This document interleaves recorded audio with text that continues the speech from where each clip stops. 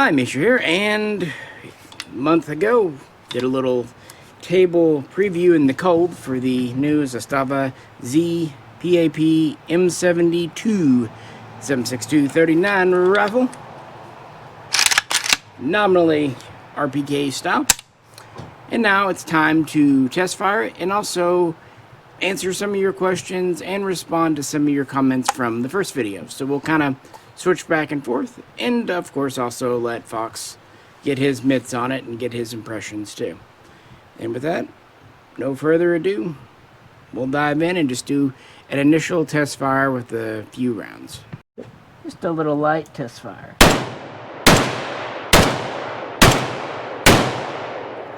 Held open, so we'll keep on.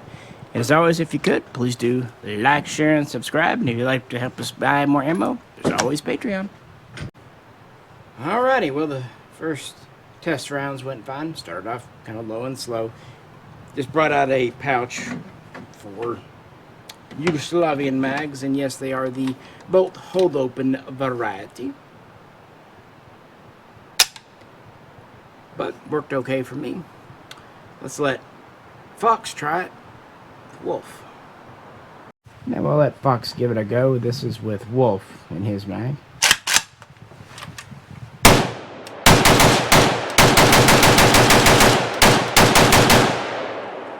Held open.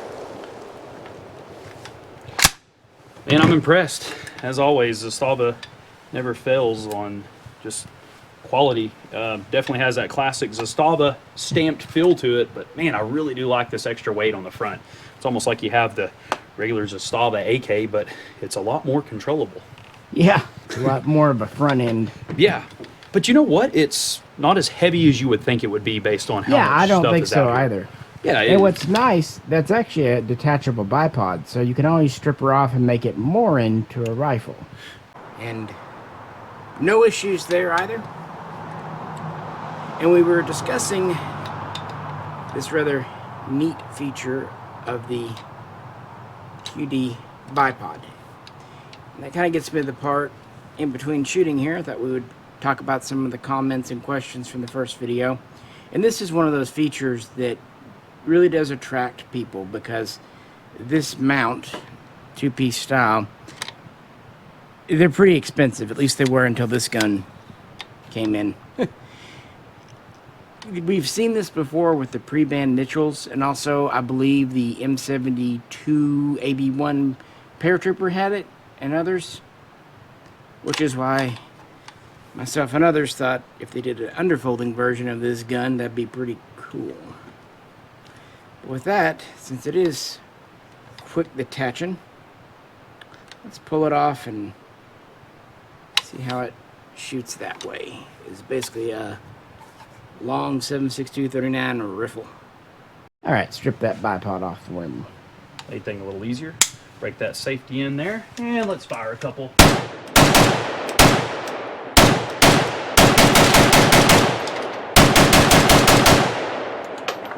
Boy, this thing's begging for a scope. Optic, what a beautiful gun. So what do you think without the bipod on? I like it more with the bipod on. Yeah. Probably, unless I was like going out in the woods to do a full hunt, which even then I'd probably leave the bipod on, but the bipod just completes that classic feel and that you've got something different than an AK. You know, when I first shouldered this and put it up and started ringing it out, the only thing that felt different was obviously the front post being a little further out than the normal AK. But Yeah, no, I'm really happy with it. cool. It's not bad. I mentioned underfolders. Another comment had to do with the buttstock. Folks were saying that this is an M76 style, and it is, with this kind of semi-pistol grip, loosely patterned after the Mauser M48 rubber recoil pad.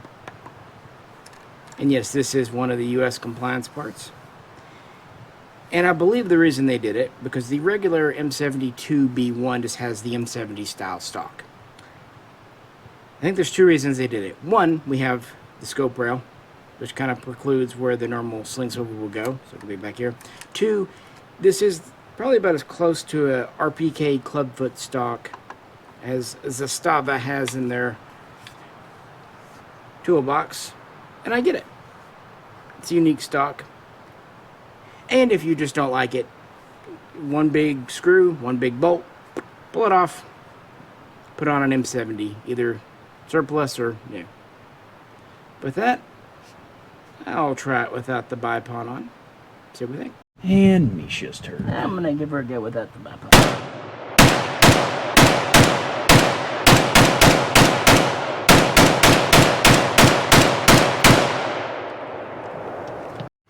Yeah,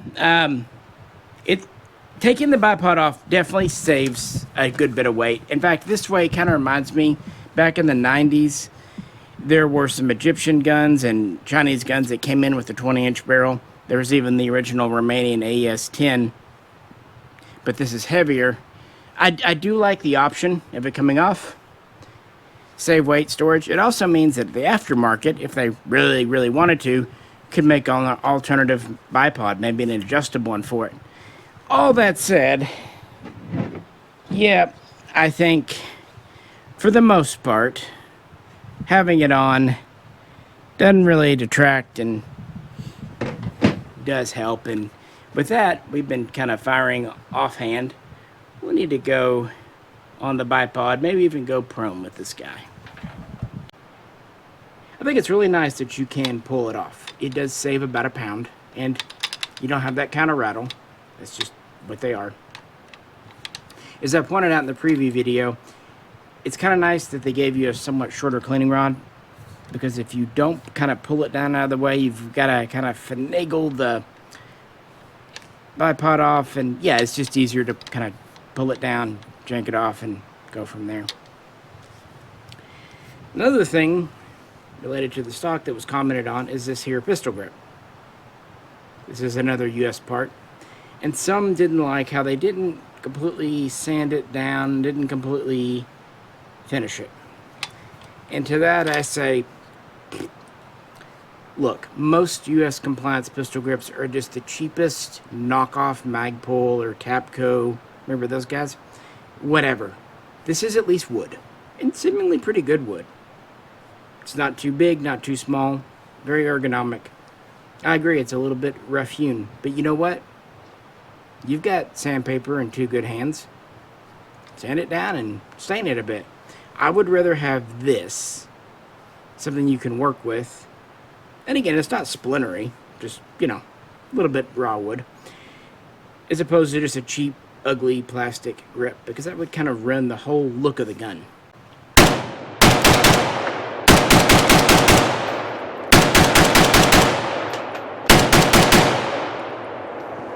Held open. Back to the comments. We're discussing the safety with the notch. Yeah, I agree. I wish Zastava would kind of stop that. It's not 100% reliable. It will slam forward. I get why it's there. It at least gives you a bolt hold open feature. But yeah, if I had my druthers, no. There again, it's pretty much a standard AK safety, so you can swap it out if you so choose. So it's not the worst thing in the world. At least it's not as bad as those Archer safeties that IO cut down. Those really didn't work. Alrighty, what's next? Well, we tried it offhand. Let's try it on the sheer bipod. It does have some. Alright, Fox is gonna go prone.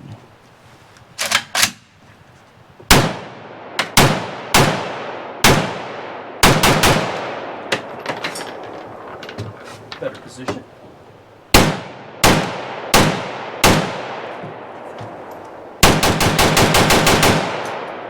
Held open.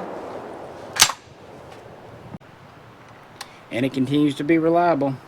And as I pointed out in the first video, I do think it's nice that it does have the night or low light sight there. You could always paint it with phosphorescent if you want to.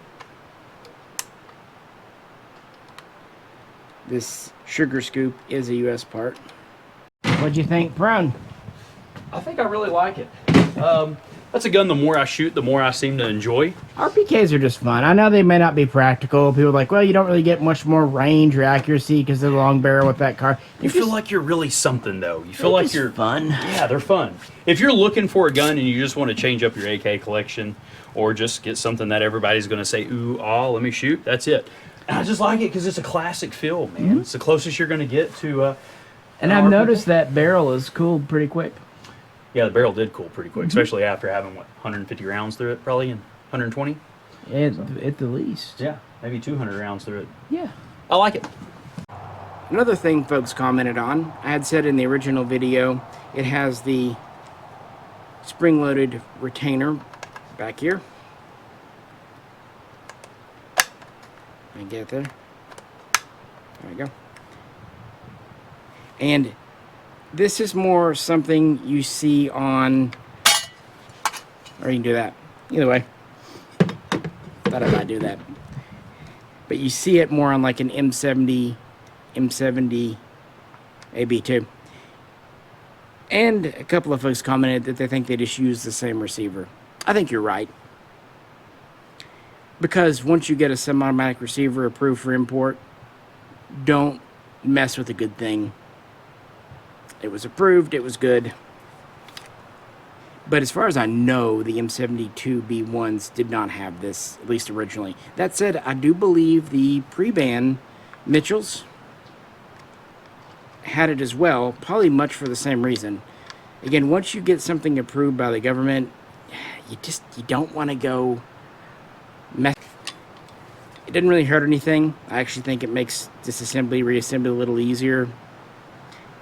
And I do think for a gun like this, especially with the removable bipod, having the scope rail mount, well, it might not be 100% authentic if you're looking for a period 70s, 80s correct gun.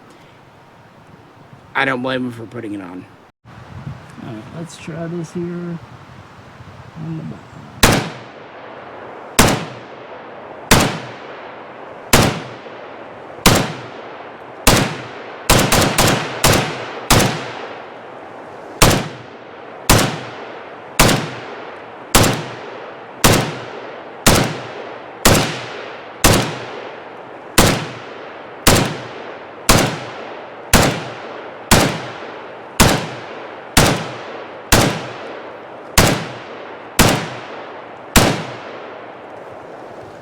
Held open.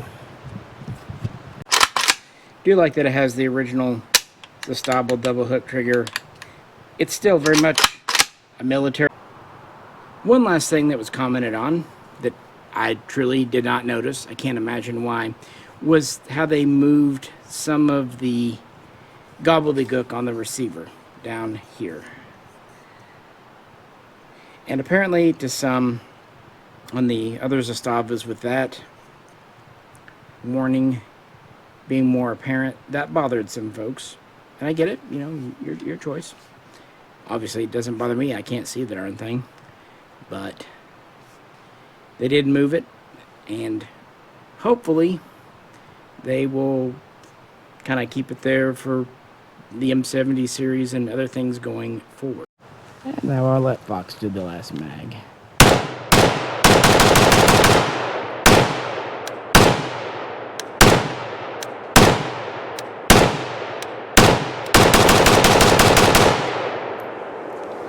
And as always, held open. Yeah. Man, I really like this gun. It shoots quite smooth. I can't really think of any reason not to like it. How do you like the trigger on it? I like the trigger a lot. Yeah, it's me kind too. of typical Zastava trigger feel. Yeah. Got a good reset. Got a slot pull to it, but it's obviously being brand new. It feels like a well-worn AK trigger. So Yeah, it's not like a Target or a Yeah. Geisley, but it feels nice. Yeah, you don't feel like you're really waiting for the shot, if that makes sense. It's there when you want it to be there. No surprise, no jankiness. I like the quality of Zastava. I think I always have, and will probably always continue. Yeah, but you know what they say, that's you're just a fanboy. It's just all cope. Oh, isn't that funny? It's like, you know, how many Zastavas do we own and test on this channel?